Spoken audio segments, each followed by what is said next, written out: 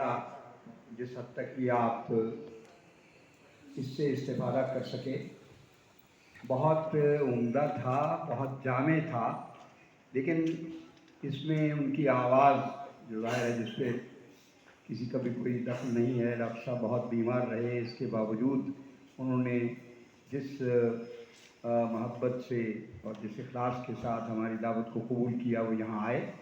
हकीकत ये है कि मैं बातें तो आप तक कुछ ना कुछ तो ज़रूर पहुँच गई होंगी, मैं उनका सिर्फ खुलासा कर सकता हूँ ताकि तालिब इल्मों को मालूम हो सके। और ये मेरी बातें नहीं हैं, ये डॉक्टर हाशमी साहब ही की बातें हैं जिनको मैं अपने अंदाज में बयान कर रहा हूँ ताकि आप तक ये बात पहुँच जाए कि 75 वर्षों में इकबाल पर काम किस किस सतह पे हुआ है और किन किन जहतों में हुआ है।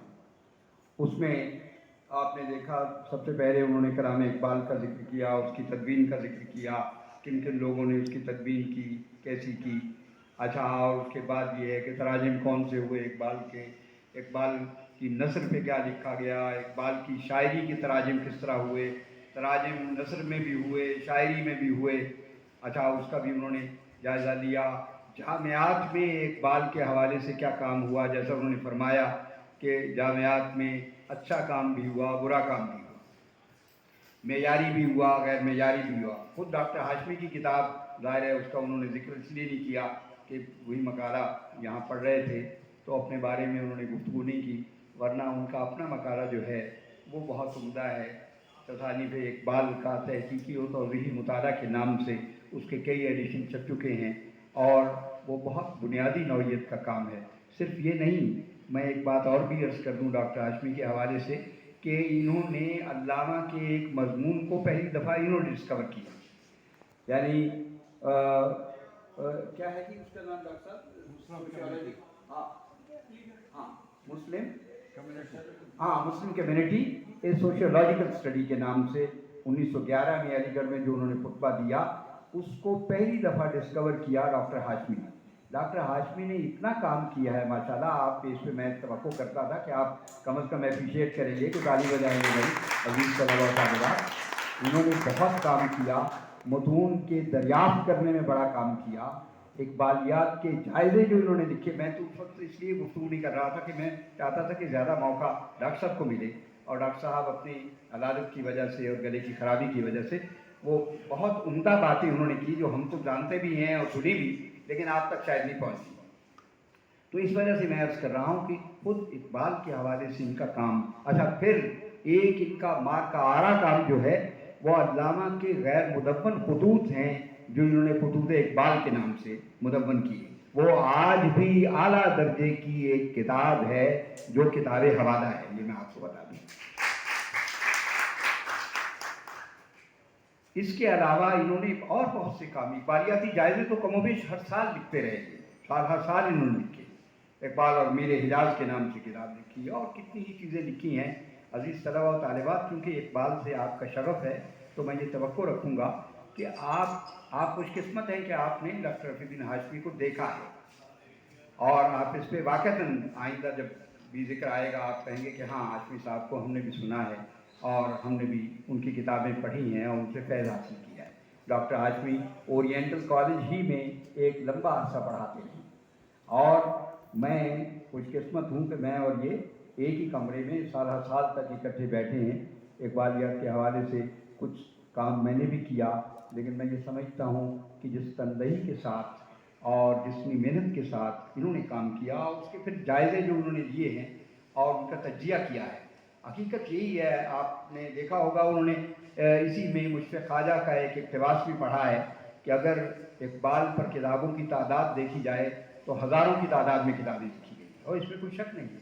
और वो किताबें इतनी ज़बानों में लिखी गई, दुनिया की कोई बड़ी ज़बान नहीं है जिसमें इकबाल पर किताबें ना लिखी गई हों। डॉक्टर साहब ने तो सिर्फ पाकिस्तान तक अपने आप को महदूद किया है, वरना आप मैं ईरान को ही देख लें, एक निगाह डाल लें। मैं वहाँ 3 साल रहा हूँ और तेहरान यूनिवर्सिटी में पढ़ाता रहा हूँ और ईरानी दानिश्वरों के साथ और इकबाल शरासों के साथ मेरा बहुत रब्त रहा है रब्त। तो मैंने देखा कि उन लोगों ने कितना काम किया है, लेकिन उसमें भी बात वही है, अच्छा काम कम है, बुरा काम ज़्यादा है। लेकिन اس کے باوجود اس کی داد دینی چاہیے کہ انقلاب ایران کو جن 3 لوگوں نے فکری بنیادیں مہیا کی ہیں، یہ میں آپ کو بالکل نہایت ذمہ داری کے ساتھ کہہ رہا ہوں، ان تینوں میں ایک امام خمینی اور اس کے بعد ڈاکٹر علی شریعتی، اور تیسرا بڑا نام جو ہے وہ حضرت علامہ اقبال کا ہے۔ نصابات کا ذکر آیا، اس کا بھی انہوں نے ذکر کیا ہے۔ ہمارے نصابات میں جو صورتحال رہی ہے وہ کوئی بہت حوصلہ افزا نہیں ہے، افسوسناک ہے۔ ابھی یہاں آنے سے پہلے میرے کمرے میں ذکر ہو رہا تھا، بہت سارے احباب نے ذکر کیا کہ اقبال کے سلسلے میں کتنی کوتاہیاں ہوئی ہیں ہم سے۔ وہ اقبال جس نے یہ کہا تھا کہ نیل کے ساحل سے لے کے خاک کاشغر تک ملت اسلامیہ متحد ہو جائے، ہم نے اسے اس کی فکر سے پاکستان میں بھی فائدہ نہیں اٹھایا۔ لیکن میں یہ دیکھ رہا ہوں کہ ہم جا اسی طرف رہے ہیں، الحمدللہ۔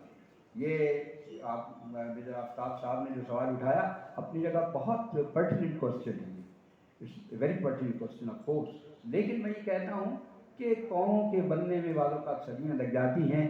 آج بھی ہم اگر عہد کر لیں، اور میں یہ سمجھتا ہوں اب یہ گیند آپ لوگوں کی کورٹ میں ہے، ہم لوگوں نے تو اپنی زندگی گزار لی، ہاشمی صاحب نے گزار لی، اور باقی یعنی مظہر معین نے اور کرشی صاحب اور میجر آفتاب نے گزار لی۔ جو لوگ ابھی آپ لوگ جس کے ساتھ اقبال نے بہت زیادہ امیدیں وابستہ کی تھیں نوجوانوں، اور جیسا انہوں نے خطاب کیا ہے نوجوانوں سے، آپ کو معلوم ہے، میں اس کی تفصیل میں نہیں جانا چاہتا۔ میں یہ سمجھتا ہوں کہ اگر اس قوم کو سربلند ہونا ہے اور قوموں کی اس منڈی میں ایک بہت ہی قابل فخر مقام حاصل کرنا ہے، جو یہ قوم کر سکتی ہے، کیونکہ میں ایک بات جانتا ہوں، میرا بہت لمبا تعلق پنجاب یونیورسٹی سے رہا ہے، 26 برس میں نے پڑھا ہے پنجاب یونیورسٹی میں، اور اسی شعبے میں پڑھایا ہے جس میں آپ لوگ ہیں، یعنی شعبہ اردو میں۔ لہٰذا میرا انٹریکشن رہا ہے طالب علموں سے، اور میں ایک بات جانتا ہوں کہ ہماری نئی نسل میں غیر معمولی صلاحیت ہے۔ یہ کوئی چھوٹی یعنی نئی نسل نہیں ہے، یہ کوئی کمزور اور ضعیف الاعضاء نسل نہیں ہے۔ یہ وہ نسل ہے جس کو اگر رستہ دکھایا جاتا تو اس وقت یہ قوم سونے کی بنی ہوئی قوم ہے۔ اور ضرورت اس بات کی ہے کہ اقبال کے اس پیغام کو، جو مٹی کو سونا بنا دینے والی چیز ہے، اس پیغام کو عام کیا جائے، اور ہاشمی صاحب اور ہمارے اور بہت سے لوگ اسی سلسلے میں کام کرتے رہے ہیں۔ میں تو اپنی گفتگو کو یہاں ختم کر رہا ہوں، پھر ایک دفعہ ان کے مقرر شکریہ کے ساتھ۔ لیکن یہ ابھی ہمارا یہ اجلاس جو ہے تھوڑا سا آگے چلے گا، یہاں چونکہ ڈاکٹر بصیرہ بھی بیٹھی ہیں، اور فکر اقبال کے حوالے سے، خصوصاً ان کے فن کے حوالے سے انہوں نے غیر معمولی کام کیا ہے، اور مجھے اگر میں تھوڑا سا فخر بھی کروں تو یہ بیجا نہیں ہوگا کہ یہ میری شاگرد ہیں، اور پی ایچ ڈی کا کام انہوں نے میری ہی نگرانی میں کیا، لیکن میں نے اتنا گائیڈ نہیں کیا جتنا انہوں نے خود کیا، اور ایسے ایسے رستے نکالے ہیں جو قابل داد ہیں۔ لہٰذا میں، چونکہ وہ بھی آج کی ہماری مہمان خصوصی ہیں اور یہاں تشریف فرما ہیں، تو میں ان سے درخواست کروں گا کہ وہ یہاں آئیں اور 5-7 منٹ کے لیے اس کے گویا یہ تکمیلہ نہیں ہے، ان کا مقالہ تو اپنی جگہ نہایت جامع تھا، لیکن اس موضوع کے حوالے سے اگر تھوڑی سی اویئرنیس ان کی طرف سے بھی آپ تک پہنچ جائے تو میں سمجھتا ہوں کہ یہ بھی بہت مفید رہے گا۔ میں گزارش کرتا ہوں ڈاکٹر بصیرہ سے کہ یہاں آئیں اور اجازت